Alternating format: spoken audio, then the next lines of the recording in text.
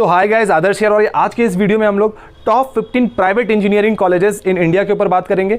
और पिछले साल भी मैंने ये लिस्ट हालांकि बनाया था, बट कॉलेजेस ऐसे हैं जिनको इस लिस्ट पे ऐड मैंने किया है। पिछले साल वीडियो काफ़ी ज़्यादा हिट गई थी। उम्मीद करता हूँ कि इस वीडियो को भी आप दोस्तों के साथ शेयर करोगे और हिट करोगे। इससे पहले यार आप लोगों को मैं हाथ जोड़ के थैंक यू बोलना चाहूँगा, क्योंकि हमारी एप्लीकेशन, हमारी और आपकी एप्लीकेशन JEE AB 360 कल यार इन्होंने 50,000 डाउनलोड्स इसने कंप्लीट कर लिया है। और साथ ही साथ अभी भी हमारी एप्लीकेशन 5 नंबर मतलब 5th रैंक पे ट्रेंड कर रही है। एक छोटा सा आर्टिस्ट, एक अपने सीनियर मान सकते हो, एक छोटा सा क्रिएटर मान सकते हो, जिनकी एप्लीकेशन 5th रैंक पे ट्रेंड कर रही है और 50,000 डाउनलोड्स हो चुकी है। तो इसके लिए मैं आप लोगों से हाथ जोड़ के थैंक यू कहना चाहूँगा। एक और बहुत इंपॉर्टेंट बात है यार, जितने भी बच्चों ने एप्लीकेशन को डाउनलोड किया था JEE AB 360, प्लीज़ जाके उसे अपडेट कर लो। कुछ चेंजेस हुए हैं, कुछ इंपॉर्टेंट मेजर चेंजेस हैं आपकी प्रिडिक्टर में। उस चेंजेस को डाउनलोड करके आप लोग यूज़ करो, वरना कुछ प्रॉब्लम, कुछ दिक्कत कुछ बच्चों को आ रही थी।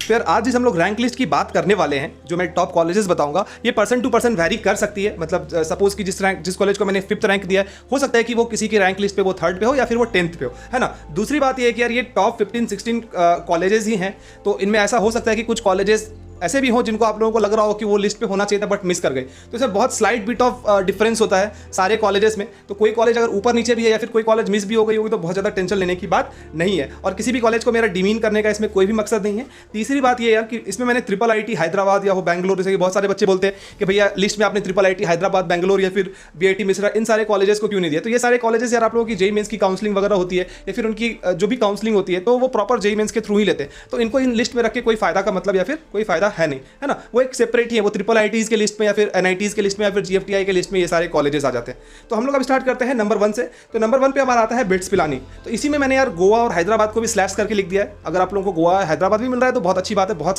सारे वो जो कॉलेजेस हैं, तीनों ही कॉलेजेस काफी अच्छी हैं। तो बिट्स पिलानी की अगर मैं NIRF रैंकिंग की बात करूं तो वो है हमारी 30। Median salary is 12.5 lakh. एक बात ध्यान रहे यार कि मीडियन सैलरी और एवरेज सैलरी दोनों ही डिफरेंट होता है। अब बहुत सारे बच्चों को इस बारे में पता नहीं होगा, मुझे पता है। तो मैं आप लोगों को एक वीडियो अगला दिन या फिर 1-2 दिन के बाद बना के मैं बता दूंगा कि दोनों में क्या डिफरेंस है। फिलहाल के लिए समझे कि average salary generally median salary से ज्यादा होता है। अगर किसी कॉलेज की मीडियन सैलरी 12 लाख है तो उसकी एवरेज सैलरी नॉर्मली 14 या 15 लाख होगी। एडमिशन आप लोगों को इसमें बिटसेट की एग्जामिनेशन देनी होती है, उससे आप लोगों को इसमें एडमिशन मिलती है ना। चलो अगले लिस्ट में हमारा आता है RV कॉलेज ऑफ इंजीनियरिंग। ये आपकी बैंगलोर में है। NIRF रैंकिंग की अगर मैं बात करूं तो इसकी NIRF रैंकिंग है 70। मीडियन सैलरी की अगर मैं बात करूं तो 8 लाख पर एनम। अच्छा, अब सारे बच्चे चाहते हैं यार कि मेरे को CS, IT या ECE मिले, लेकिन यार आप लोगों को कोई भी ब्रांचेस अगर इन सारे कॉलेजेस से मिलती है, अगर आपको कोई भी ब्रांच में बोलता कोई अगर छोटी ब्रांचेस से मिलती है तो इन सारे कॉलेजेस में आप जा सकते हो। ऐसा नहीं कि कोई बहुत ज्यादा मेजर डिफरेंस मिलने वाला है कि नहीं। मोड ऑफ एडमिशन की अगर बात करूं तो इसमें कॉमेट के से एडमिशन होती है, KCET से एडमिशन होती है, और तीसरा मेथड हमारा डायरेक्ट एडमिशन, इसको हम लोग मैनेजमेंट कोटा कहते हैं। तो जिन भी बच्चों को इंटरेस्ट होगा यार कि मैनेजमेंट कोटा से मेरे को एडमिशन लेना है इस कॉलेज में, किसी भी ब्रांच में,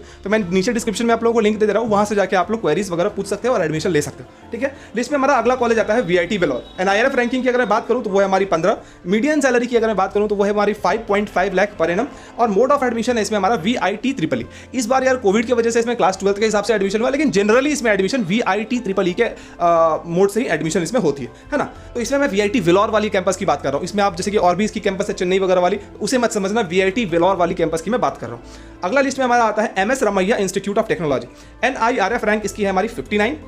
मीडियन सैलरी की अगर मैं बात करूं तो वो है हमारी 7 से 8 लाख पर एनम। अच्छा यार, यहाँ पे मैंने जितने भी कॉलेजेस बताए, जैसे कि RV हो गई या फिर रामैया या फिर और भी आगे जो कॉलेजेस बताऊंगा, तो इनमें बहुत स्लाइट बिट ऑफ डिफरेंस होता है। ऐसा नहीं कि बहुत ज्यादा डिफरेंस हो रहा है। बात समझने की कोशिश करो कि हम लोगों को क्योंकि लिस्ट बनाना है तो इसीलिए एक कॉलेज को हम लोगों को ऊपर रखना ही पड़ेगा और एक कॉलेज को हम लोगों को नीचे रखना ही पड़ेगा, लेकिन बहुत ज्यादा डिफरेंस नहीं आता है, समझे। और मतलब सारे बच्चे चाहेंगे कि नहीं मुझे CS या IT या ECE मिले, तो ये तो पॉसिबल नहीं है। प्लस इन सारे कॉलेजेस में CS या IT या ECE की प्राइस वगैरह भी थोड़ी सी ज्यादा होती है।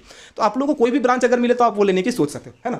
मीडियन सैलरी की अगर बात करूं तो वो है हमारी 7 से 8 लाख पर एनम। और मोड ऑफ एडमिशन है हमारा कॉमेट के, KCET और डायरेक्ट एडमिशन, जिसको हम लोग मैनेजमेंट कोटा से एडमिशन भी कहते हैं। ठीक है। लिस्ट में हमारा अगला कॉलेज आता है थापड़ यूनिवर्सिटी, जो कि पटियाला में है। रैंक इसकी अगर मैं बात करूं तो वो है 29। Median salary is 6.3 lakh per annum.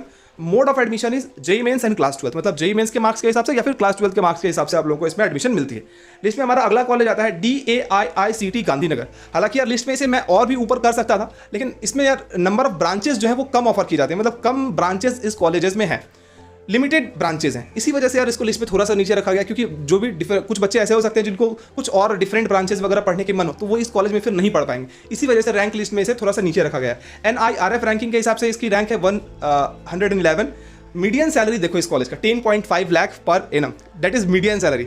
इसका सीधा मतलब ये है यार कि एवरेज सैलरी जो इस कॉलेज की होगी वो आप इससे मान सकते हो कि इससे डेफिनेटली ज़्यादा ही होगी, अप्रॉक्सीमेटली 11-12 लाख या उससे भी ज़्यादा इसकी एवरेज सैलरी होगी। मोड ऑफ एडमिशन की अगर मैं बात करूँ तो वह हमारी जेईई मेंस के थ्रू इसमें एडमिशन होती है। इसके बाद हमारा कॉलेज आता है BMS college of engineering. Oldest private engineering colleges में से एक आप लोग कह सकते हो, जितने भी प्राइवेट कॉलेजेस हैं उनमें से ओल्डेस्ट कॉलेजेस में से एक है।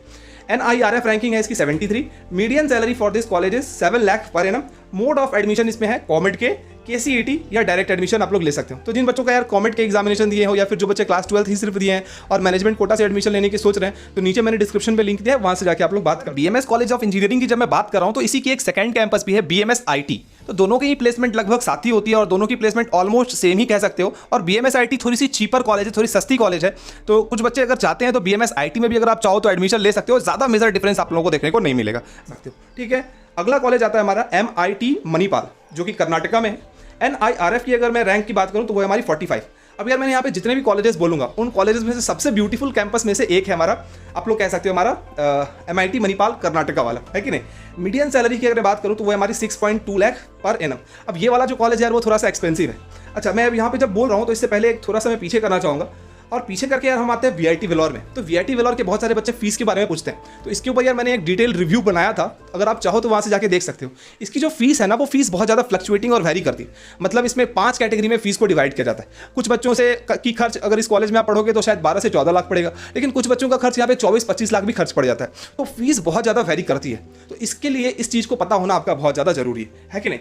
सेम गोष्ट हमारा थापड़ यूनिवर्सिटी, ये भी काफ़ी ज़्यादा एक्सपेंसिव कॉलेज है। आप ये मान के चल सकते हो कि 20 लाख से ज़्यादा ही आपका खर्च हो जाएगा, उससे कम इस कॉलेज में खर्च होने की गुंजाइश कम है। हालांकि स्कॉलरशिप्स वगैरह है, अगर आपको मिल जाए तो ठीक है, लेकिन अगर आपको स्कॉलरशिप नहीं मिलती है इन दैट केस अच्छा खासा आपका पैसा खर्च हो जाएगा इस कॉलेज में, है कि नहीं। तो BMS के बारे में भी मैंने बात कर लिया था। MIT मणिपाल के बारे में जो मैं बात कर रहा था, तो ध्यान रखना कि ये मैं कर्नाटका कैंपस की बात कर रहा हूँ। इसकी भी सेकेंडरी कैंपसेज हैं, लेकिन मैं कर्नाटका कैंपस की बात कर रहा हूँ। मोड ऑफ एडमिशन इसमें है आपको मणिपाल के एक खुद की एग्जामिनेशन होती है MUOET, तो वो आप लोगों को देना पड़ता है, उसके थ्रू इसमें एडमिशन आप लोगों को मिलता है। तो यार मैं आप लोगों को बताना चाहूँगा, जो भी बच्चे जेईई एडवांस के लिए अभी तैयारी कर रहे हैं, तो अनअकैडमी पे यार आप लोगों को फ्री ऑफ कॉस्ट में प्रीवियस ईयर के एडवांस के पेपर की एनालिसिस एंड डिस्कशन हो रही है। साथ ही साथ यार आप लोगों के लिए एडवांस जो आप लोग एग्जामिनेशन देने वाले हो उसके लिए free of cost test series भी चलेंगी, और टेस्ट सीरीज जो आप लोग दोगे फिर उसकी एक डिस्कशन वगैरह भी चलेगी। तो वो भी एक इंपॉर्टेंट चीज़ है। मैं सारी लिंक्स आप लोगों को डिस्क्रिप्शन में दे रहा हूँ। अगर आप लोगों को इंटरेस्टेड होगा तो आप इंटरेस्टेड होंगे तो आप लोग वहाँ पर जाके टेस्ट सीरीज भी दे सकते हो, एनालिसिस भी देख सकते हो, और साथ ही साथ फ्री में यार टॉप एजुकेटर्स जो हैं वो माइक्रो कोर्स लेके आ रहे हैं। इसका मतलब ये होता है यार कि माइक्रो कोर्स का मतलब ये है कि किसी भी सब्जेक्ट की किसी भी टॉपिक को वो डिटेल में शुरुआत से पढ़ाएंगे। तो एक बहुत अच्छी अपॉर्चुनिटी है, मैं लिंक डिस्क्रिप्शन में दे रहा हूँ, जाके आप लोग विजिट करें और इनरोल करें। कॉलेज आता है LNMIIT जयपुर। अच्छा, अब इस कॉलेज को भी यार हम लोग चाहते तो और ऊपर रख सकते थे, लेकिन इसकी NIRF रैंकिंग अगर आप देखोगे तो आपको थोड़ा सा शॉकिंग लगेगा, और फिर इसकी मीडियन सैलरी देखोगे तो और भी आपको शॉकिंग लगेगा कि एक कॉलेज इसकी प्लेसमेंट वगैरह इतनी अच्छी होती है, बट स्टिल इसकी जो रैंकिंग है वो पीछे है। रीज़न ये है यार कि यहाँ पे भी जो हमारी नंबर ऑफ ब्रांचेज हैं सेलेक्ट करने के लिए बच्चों के लिए वो कम है। इसी वजह से LNMIIT जयपुर या फिर हमारा DAIICT गांधीनगर, ये दोनों ही हमारा पीछे है। अदरवाइज ये कॉलेजेस भी काफ़ी अच्छे रैंक पे हमारी होती। तो मीडियन सैलरी इज 8 लाख पर annum. Mode of admission is JEE mains. Class 12 के जो टॉपर होते हैं राजस्थान के या फिर CBSE वगैरह के, तो उनको यहाँ पे एडमिशन मिलती है कि नहीं। लिस्ट में हमारा अगला कॉलेज आता है PES university Bangalore. NIRF ranking is 93। कुछ दिन पहले तक यार ये हमारी कॉमेड कैसे एडमिशन लेती थी, लेकिन अब ये अपनी खुद की एग्जामिनेशन लेती है। PE SAT वो आपको देना पड़ता है। अगर आपने PE SAT नहीं दिया है तो आप इसमें डायरेक्ट एडमिशन भी ले सकते हो, मैनेजमेंट कोटा के थ्रू एडमिशन होती है, ठीक है। चलो, लिस्ट में अगला कॉलेज हमारा आता है PSG college of technology Coimbatore. तो इस कॉलेज में एडमिशन लेने के लिए बहुत सारे बच्चों के अंदर डाउट रहता है कि भैया कैसे लें। तो ये यार हम लोगों की TNEA काउंसलिंग होती है, TNEA काउंसलिंग। तो उस काउंसलिंग के द्वारा आप लोगों को इस कॉलेज में एडमिशन लेना पड़ता है। तो ज़्यादातर जो इसमें सीटें होती हैं यार वो साउथ के ही जो बच्चे होते हैं, तमिलनाडु वगैरह के, उन सारे बच्चों के लिए ही ये सीट जो है वो फिक्स होती है। बाहर के बच्चों के लिए बहुत कम चांस होता है कि इसमें एडमिशन मिल सकती है। हालांकि अगर आप NIRF रैंकिंग देखो तो लगातार ये कॉलेज जो है हमारा 100 रहा है, अंडर 100 रहा है, और फिलहाल के लिए इसकी NIRF रैंकिंग है वो है 49। And median salary for this college is 4 lakh per annum, थोड़ा सा कम है, बट स्टिल ये कॉलेज काफ़ी अच्छी है यार। और मोड ऑफ एडमिशन तो मैंने आप लोगों को बता ही दिया। इसमें हमारा अगला कॉलेज आता है KIIT भुवनेश्वर। KIIT भुवनेश्वर यार आज से 10 साल पहले तक, मतलब ये एक ऐसा नाम था कि कोई भी नॉर्थ इंडियन से अगर आप पूछोगे तो वो ज़्यादातर बच्चे KIIT भुवनेश्वर में ही एडमिशन जाके लेते थे, क्योंकि यहाँ की जो कोर इंजीनियरिंग की प्लेसमेंट थी वो काफ़ी अच्छी होती थी।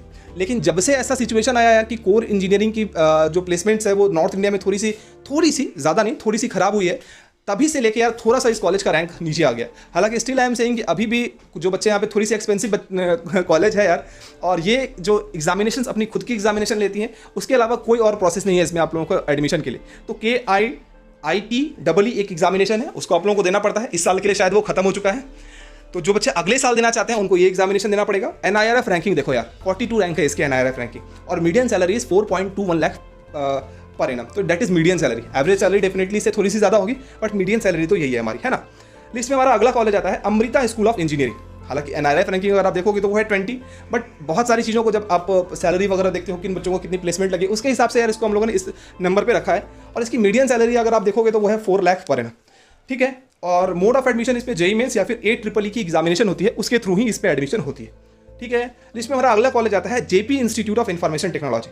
हालांकि इसमें एडमिशन तो सिर्फ और सिर्फ JEE मेंस के थ्रू ही होता है। ये कॉलेज भी यार लगातार 2-3 सालों में थोड़ा सा मतलब इसकी पता नहीं रेपुटेशन या गिरते जा रही है। कुछ दिन पहले तक ऐसा था यार कि ये 60-70 रैंक तक आया करता था NIRF में, लेकिन अभी पिछले 3-4 सालों में अगर देखोगे तो लगातार पता नहीं किसी वजह से भी हो सकता है इसकी रैंकिंग डाउन हुई है ना। मीडियन सैलरी इज 4 लाख पर annum. Mode of admission is JEE mains. List में हमारा अगला कॉलेज आता है SRM यूनिवर्सिटी। NIRF रैंकिंग हालांकि 41 है, बट स्टिल हम लोगों ने इसको लिस्ट में थोड़ा सा नीचे रखा है बाकी सारे कॉलेजेस के हिसाब से। रीजन आप लोग खुद जान रहे हैं, अपने सारे कॉलेजेस के बारे में डेटा अपने सामने ही देखा है आपने, है ना। NIRF रैंकिंग है इसकी 41। मीडियन सैलरी जो कॉलेज खुद बोलती है, इसकी मीडियन सैलरी है 3.5 lakh per annum. Average salary हो सकता है कि 4 लाख, 4.5 लाख या 5 लाख के करीब होगी। Mode of admission is SRM JEE और JEE मेंस। अच्छा, इसके लिए भी मैंने डिटेल रिव्यू एक बनाया था, अगर आप चाहो तो जाके मेरे चैनल पर जाके देख सकते हो। इसके बाद हमारा लिस्ट में आता है अमेठी नोएडा।